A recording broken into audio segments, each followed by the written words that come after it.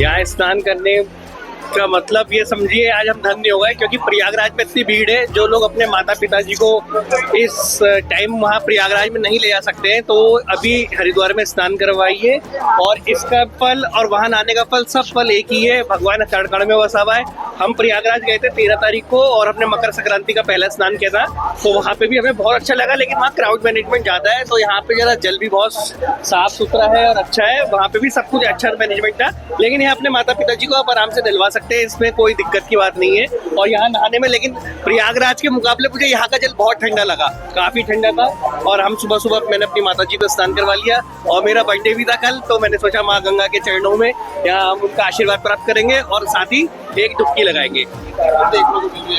हरिद्वार में कल तो इतनी भीड़ नहीं थी, लेकिन आज बहुत भीड़ है यहाँ पे कल के मुकाबले। और आज देख रहे हैं होटलों के भी रेट आज बढ़ गए बहुत ज्यादा, बहुत फूल है। और हर जगह आप देख सकते हैं श्रद्धालु श्रद्धालु हर जगह। वही है, सब मानने वाले ना मानने वाला पत्थर कोई पूछता है।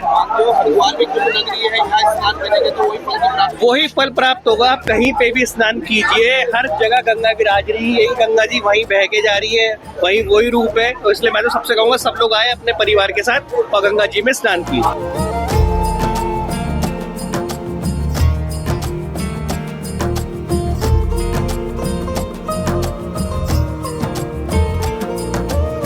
बहुत अच्छा दिन लगा जी आज। पहले भी हमने 28 तारीख को प्रयागराज में महाकुंभ का स्नान किया जी। आज भी यहाँ स्नान किया, बहुत अच्छा लगा हमारे को जी। हिमाचल प्रदेश नालागढ़ सोलन डिस्ट्रिक्ट से। हाँ जी हाँ जी हाँ जी, 7 पुश्तों तक कल्याण हो जाता है जी। कैसा अनुभव लगा? बहुत अच्छा लगा जी, बहुत आनंद आया जी।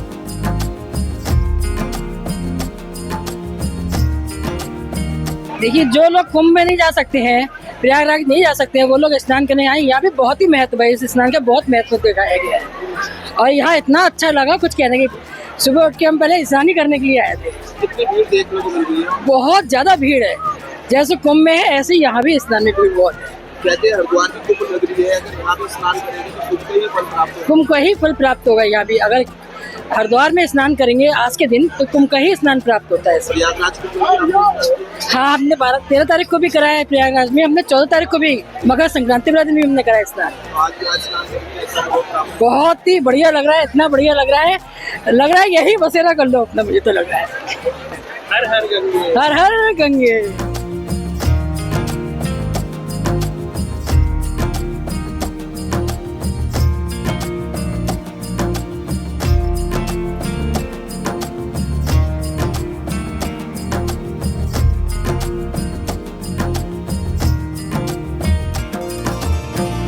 हर हर गंगे जय माँ गंगे। माघ पूर्णिमा स्नान का सनातन धर्म में विशेष महत्व माना गया है। प्रयागराज महाकुंभ में करोड़ों लोगों ने संगम के तट पर आस्था की डुबकी लगाई, तो वहीं धर्म नगरी हरिद्वार में भी बड़ी संख्या में भक्त माँ गंगा का स्नान करने पहुंचे। आखिर क्यों होता है माघ स्नान इतना महत्वपूर्ण, इस पर बात करने के लिए हमारे साथ मौजूद है तीर्थ पुरोहित उज्जवल पंडित जी। बहुत बहुत स्वागत है आपका तिलक पत्रिका पे। पंडित जी, माघ मास का स्नान इतना महत्वपूर्ण सनातन धर्म में क्यों माना गया है? हमारे यहाँ कहा गया है, माघ स्नानम प्रकुर्वित स्वर्ग लाभाय मानव। अर्थात जब सूर्य मकरस्थ हो जाते हैं, माघ मास प्रारंभ हो जाता है।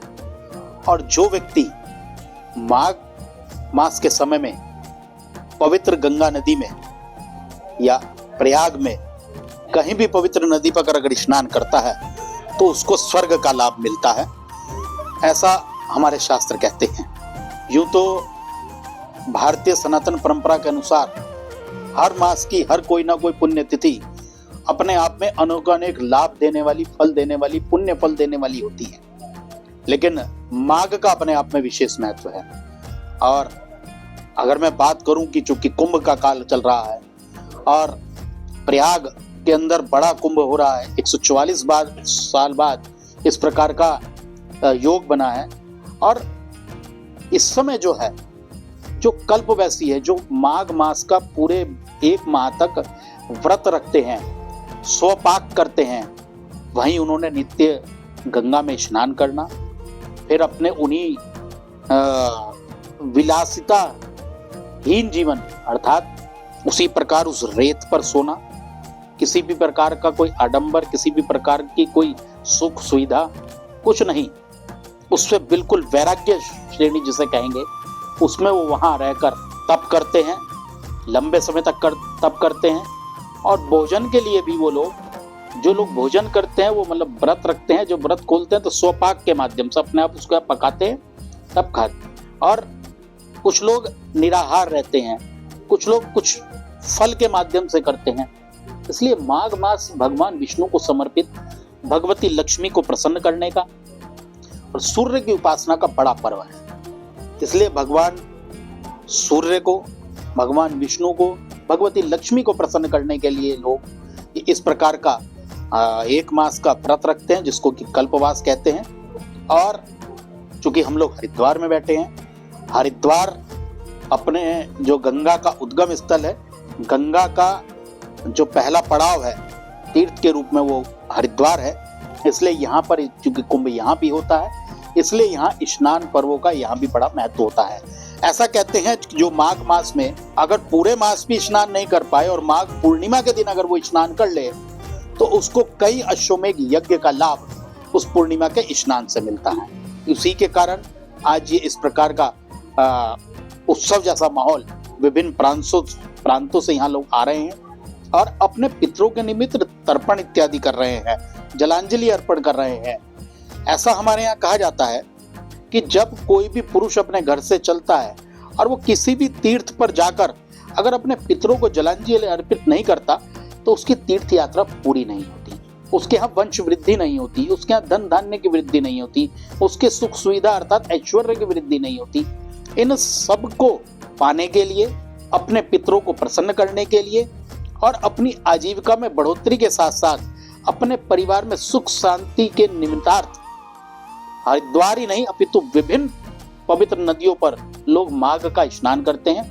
और पूर्णिमा का स्नान तो कई अश्वमेघ यज्ञ के बराबर मिलने वाले पुण्यदायी फल के बराबर है। पंडित जी, बात की जाए हरिद्वार भी कुंभ नगरी है, अगर माँ गंगा के तट पर ध्यान पूर्वक स्नान ध्यान किया जाए तो कुंभ के ही फल की प्राप्ति होती है?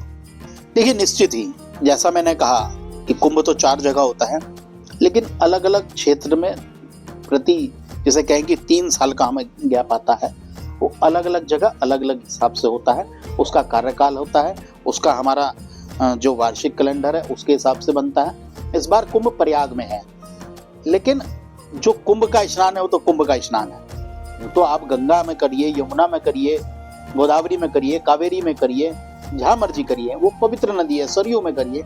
लेकिन चूंकि प्रयाग में कुंभ है और जैसा हमारे ज्योतिष लोग बता रहे हैं कि 144 साल बाद ऐसा समय आया है कि जब कल्पवास का समय और ये सब एक साथ पड़ा है, तो निश्चित ही उसका पुण्य अलग होगा। और जो सामान्य हरिद्वार में है, हरिद्वार का स्नान का महत्व अलग होगा, लेकिन पुण्य दोनों का मिलना है, नुकसान किसी में नहीं है।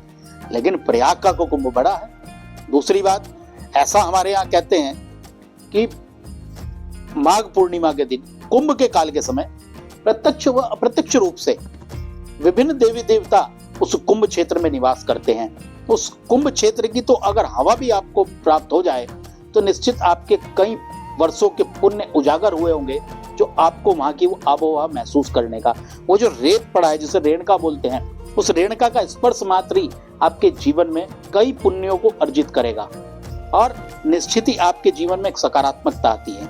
आप एक बात देखिएगा, जो कुंभ में मैं साधु, सन्यासी, नागा सन्यासी, विभिन्न प्रकार के लोग, वो पूरे कई साल नहीं दिखते, लेकिन कुंभ में दिखते हैं। और जिस स्थिति में रहते हैं, दोनों की परिस्थितियां, एक और कल्पवास करने वाले वो गृहस्थ लोग जिनकी उम्र वानप्रस्थ की स्थिति में हो सकती है, वो किस प्रकार एक वस्त्र में रहकर वहां उस रेत की, ठंडी रेत पर शयन करना, वहीं पर अपने आप विषम परिस्थितियों में भोजन इत्यादि पकाना और वहीं गंगा में स्नान करना, और स्नान भी 2 या 3 बार करते हैं। और वहीं नागा सन्यासी, साधु जो नागा है, वो भी किसी भी प्रकार का कोई ये चीजें नहीं रखते। तो अपने आप में एक बड़ी तपस्या है और इस तपस्या का फल बड़ा मिलता है। तो पंडित जी, अगर बात की जाए माघ मास में ही जो कल्पवास करते हैं, उनका पूर्णतः जो कल्पवास 1 महीने का होता है वो आज के दिन ही पूर्ण होता है? देखिए, माघ का जो महीना शुरू हो जाता है, प्रतिपदा से शुरू होता है और पूर्णिमा को पूर्ण हो जाता है। तो पूर्णिमा के दिन ही उस जो 1 महीने से जो उस कल्पवास में थे, जो व्रतधारी थे, वो सब लोग आज के दिन भगवान नारायण की पूजा करने के बाद, सत्यनारायण की कथा करने के बाद, गंगा में स्नान करने के बाद और दान इत्यादि करने के बाद आज वो इस व्रत को पूर्ण कर लेते हैं। ये जो व्रत है ये लंबा व्रत होता है, कठिन व्रत होता है। इसमें भगवान नारायण की, सूर्य की और लक्ष्मी जी की उपासना होती है। और केवल यही नहीं कि वहाँ वो व्रत कर रहे हैं तो कभी भी कुछ भी खा लेंगे सब, उसके एक नियम है। उस नियम कैसे हैं कि कुछ लोग बादाम खाएंगे कि 2 बादाम खाकर, कुछ लोग लौंग लेकर कर लेंगे, कुछ लोग उन्हें क्योंकि वानप्रस्थ के हिसाब से स्वास्थ्य भी थोड़ा वैसा रहता है तो एक समय का जो सादा भोजन होता है वो कर लेंगे। इस पर कुछ लोग फल ले लेंगे, कुछ लोग फलाहार पे करते हैं। विभिन्न प्रकार की लोग तपस्या करते हैं और ये सिर्फ भारत में है, ये कहीं नहीं है, वो इसी भारत में ही है। उनका तो जो जीवन काल था लगभग अब अंत की ओर है। वो किसके लिए कर रहे हैं? हमारी आने वाली पीढ़ियों के लिए, हमारे आगे वंशजों के लिए। इससे प्रेरणा भी मिलती है कि जो आज लोग अपने माँ बाप के प्रति, अपने बुजुर्ग दादा दादी के प्रति जो भाव इस भौतिकता की अंधी दौड़ में जिस प्रकार से जो व्यावहारिकता, अर्थात जितने अधिक वृद्धाश्रम बढ़ रहे हैं, वानप्रस्थ आश्रम बढ़ रहे हैं, ये सब इसी प्रकार के भौतिकता की उसमें ये प्रेरणा देता है। माघ मास ये कल्पवासी प्रेरणा देते हैं कि हमने अपना जीवन जिस भी प्रकार जिया, हमने जब आपको जन्म दिया और जब आपका लालन पालन किया, जो तपस्याएं वो थी, और आज आपका भविष्य सुरक्षित रहे, आपका भविष्य सुखमय रहे, वो उस विषम परिस्थितियों में, कठिन परिस्थितियों में अपने वंशजों के लिए तप करते हैं। पंडित जी, बात की जाए प्रयागराज महाकुंभ में तो करोड़ों लोग संगम के तट पर आस्था की डुबकी लगा रहे हैं, मगर हर की पौड़ी का भी एक अद्भुत नजारा आज देखने को मिला। देखिए, हर की पौड़ी का जो क्षेत्र है वो कई मायनों में अलग अलग है। यहाँ राजा श्वेत ने तपस्या की, जो गंगा से आगमन के भी पहले का कुंड है। राजा श्वेत ने भारी तपस्या करके ब्रह्मा जी को प्रसन्न किया और उनसे उन्हें प्रसन्न कर वरदान मांगा कि इस स्थान को आपका नाम मिले, तभी से वो ब्रह्म कुंड कहा जाने लगा। उसके अलावा राजा विक्रमादित्य के भाई राजा भरतहरि, उन्होंने बड़े लंबे समय तक तप किया, जिनके नाम पे ये हरि की पौड़ी है। वर्तमान में इसको हर की पौड़ी कहने लगे। यही वो स्थल है जो बड़ी भारी अग्नि में भी, जब मरणोपरांत आपके परिजन उस अग्नि में उनकी अस्थियों को ठंडक नहीं मिल पाती, तब भी वो मतलब राख नहीं बन पाती, और इस गंगा जल के स्पर्श से वो राख बन जाती है। वो अस्थि विसर्जन का बड़ा स्थल, जहाँ पर आप मतलब मृत्यु के बाद भी जब हम लोग चाहते हैं कि हमारे परिजनों को मोक्ष मिले, तो वो स्थल वही है। वो वही स्थल है जहाँ पर भगवती को अपने, जब देवी भागवत में ऐसा आता है कि जब भगवती जब युद्ध कर रही थी तो उनका शरीर पूरा काला पड़ गया था, तो जब यहाँ ही आकर उन्होंने वो तपस्या करे और गंगा जल का छींटे करे, तो तभी से उन्हें गौर वर्ण मिला, जो गौरा देवी है वो यहाँ से है। तो अपने आप में हर की पौड़ी का बहुत महत्व है।